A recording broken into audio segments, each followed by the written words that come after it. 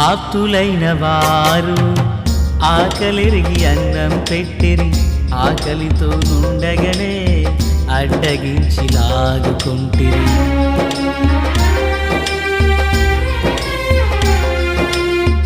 ఆప్తులైన వారు ఆకలిరిగి అన్నం పెట్టిరి, ఆకలితో నుండగనే అడ్డగించి లాగుకుంటిరి. గోధుమ చనిపోయి బ్రతికెను, క్రీస్తు మరణించి లేచెను. నన్ను తృప్తిపరిచావు నీకై, సాక్షిగా జీవించెదనయ్యా.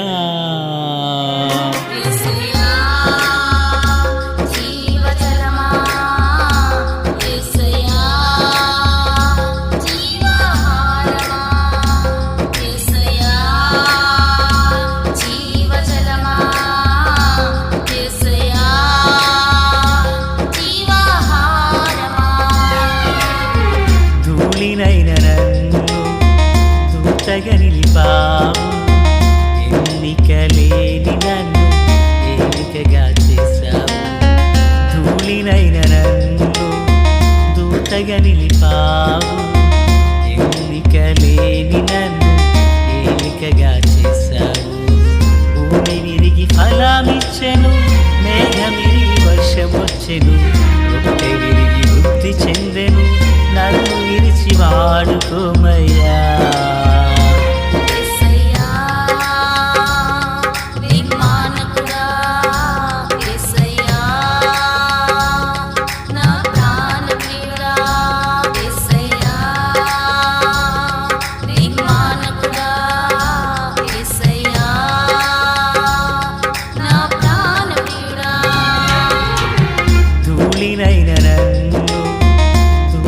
నిలిపావు, ఎన్నికలేని నన్ను ఏలికగా చేశావు. ధూళినైన నన్ను దూతగా నిలిపావు, ఎన్నికలేని నన్ను ఏలికగా చేశావు.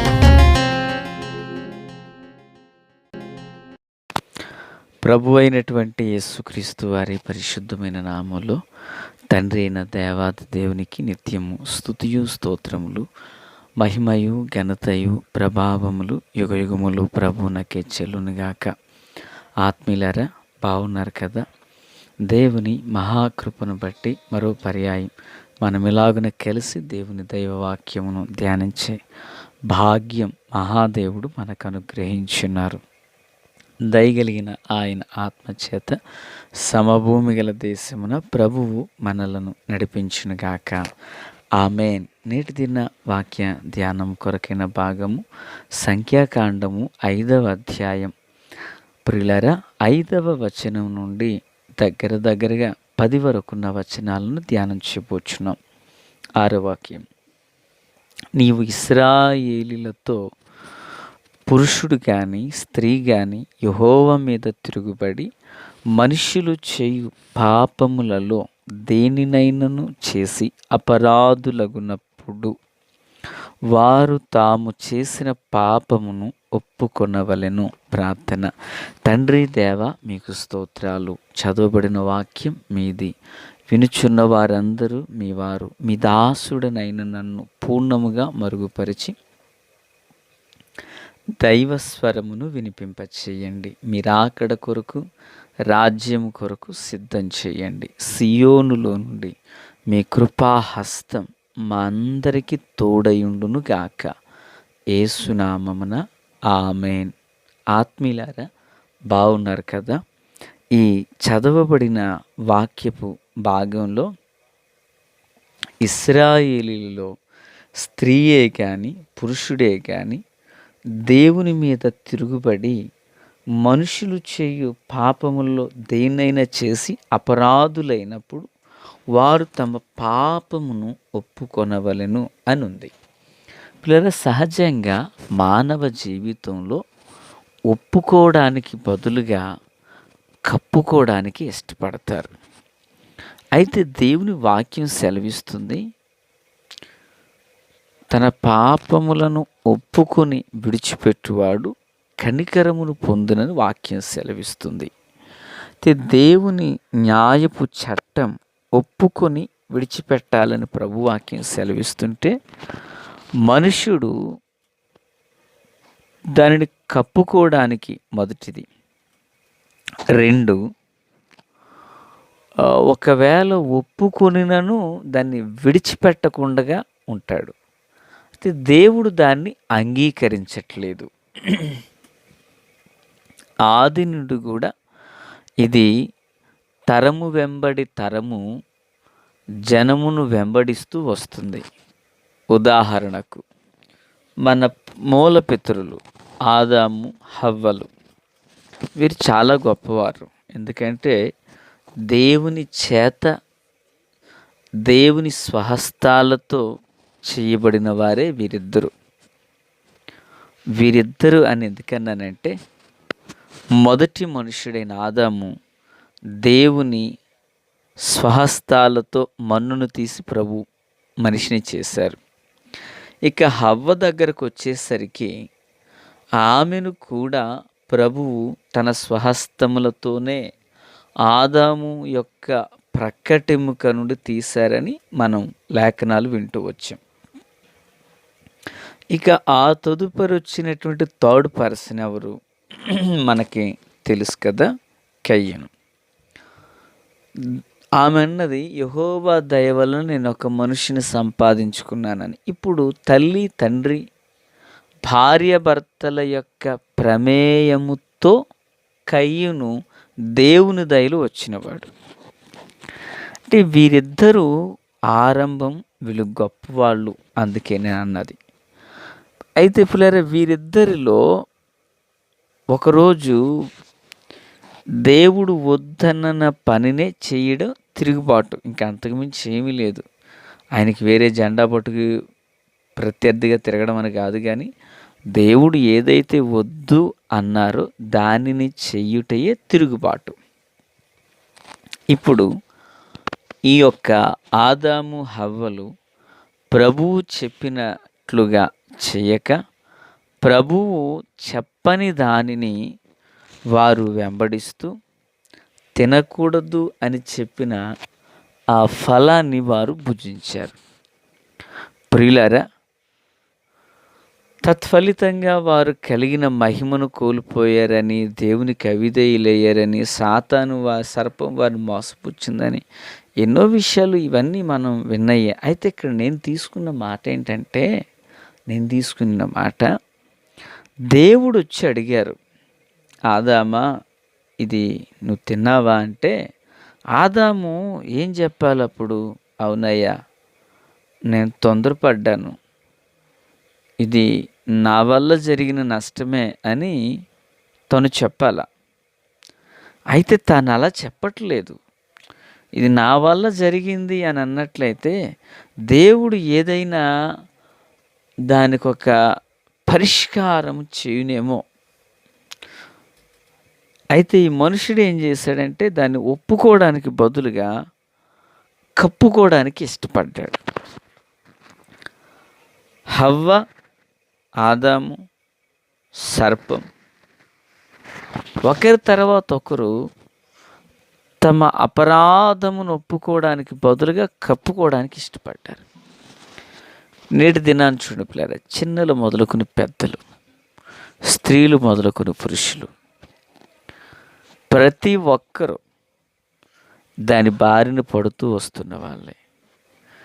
తన దైని దోషమును ఒప్పుకోవడానికి బదులుగా ఒక మనుషుడు కప్పుకోవడానికి ఇష్టపడుతున్నాడు. దేవుని వాక్యం సెలవిస్తుంది, తన అతిక్రమములకు పరిహారము నొందినవాడు, తన పాపమునకు ప్రాయశ్చిత్తము నొందినవాడు ధన్యుడు అని. అయితే మనుషుడు ఒప్పుకొని విడిచిపెట్టడానికి బదులుగా కప్పుకోవడానికి ఇష్టపడడం అనేది దేవుడు దానిని అంగీకరించుటలేదు. దేవుడు దానిని రిజెక్ట్ చేస్తున్నాడు. ఈ మాటలు వినుచున్నటువంటి ఆత్మీయులకు ప్రేమతో మనవి, నీ జీవితంలో కప్పుకున్నావా, ఒప్పుకున్నావా? కప్పుకొనిన ప్రతి ఒక్కరూ దాని యొక్క ఫలాన్ని అనుభవించి నష్టాన్ని చూచారు. ఒప్పుకొనిన ప్రతి ఒక్కరూ దేవుని యొక్క కృపను పొందుకున్నారు. Praise the lord. సుంకరి కప్పుకున్నాడా, ఒప్పుకున్నాడా? ఫలితం గొప్ప జవాబును అనుభవించలేదు. ఇతడు నీతిమంతుడిగా తిరిగి వెళ్ళాడని.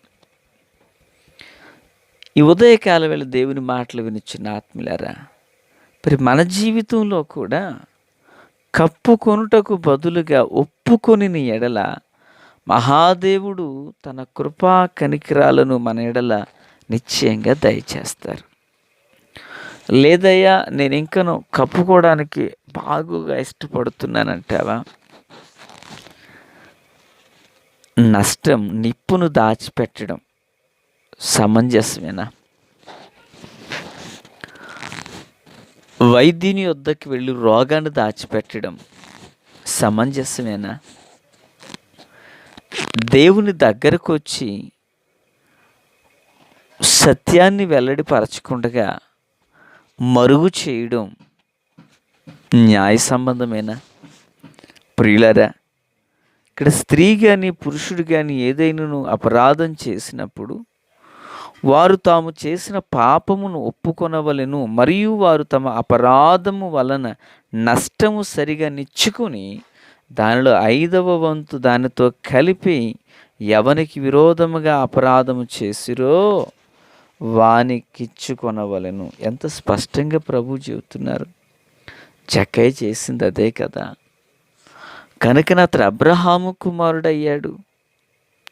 ప్రియులారా, పేరు, ఖ్యాతి, ఘనత అనేది మనుషుల వల్ల వచ్చేది కాదు. అది సజీవుడైన దేవుడు అనుగ్రహించేది. కొందరు అడ్డదారిలో దాన్ని తెచ్చుకోవాలని చూస్తారు మనుషుల వల్ల. అది స్థిరముగా ఉండేదైతే కానే కాదు.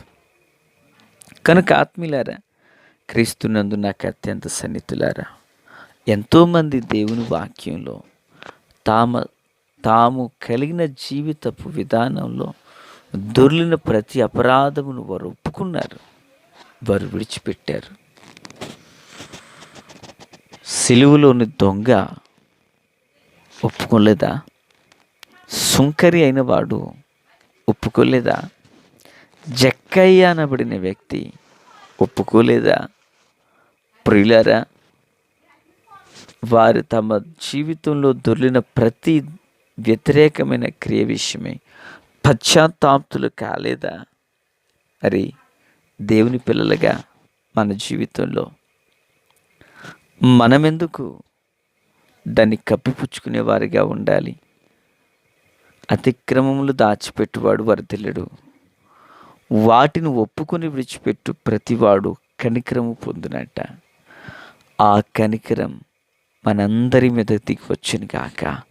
తండ్రి, దేవా స్తోత్రాలు. వాక్యం అందరి హృదయాల్లో ఫలభరితం చేయండి. మీ కృపా, కాపుదల, కనికరము రెట్టింపు చేయండి. నీతి సూర్యుని ముఖకాంతి మా అందరిపై ప్రకాశింపచేయండి. ఆశ్చర్యకరమైన వెలుగులో ప్రతి అక్కరత అవసరాలన్నీ తీర్చండి, మేలుతో నింపండి. యేసునామములో ఆమేన్. Praise the Lord. ప్రియులారా, ఈరోజు గొల్లవెల్లి మందిరమునందు సండే స్కూల్ VBS ప్రోగ్రాం ఉదయం 9:30, 10 నుండి మధ్యాహ్నం 1 గంట వరకు జరుగుతున్నది. కనుక తల్లిదండ్రులు మీ పిల్లలను సిద్ధపరిచి మందిరానికి తీసుకురావాలనని, భోజన సమయానికి వారికి ఆ VBS ప్రోగ్రాం ముగించి మరలా ఎవరి గృహాలకు వారిని మీరు తీసుకువెళ్ళాలని ప్రభు పేరట మనవి చేస్తున్నాను. ప్రభు కృప అందరికీ తోడై ఉండును గాక. ఆమేన్. Praise the lord.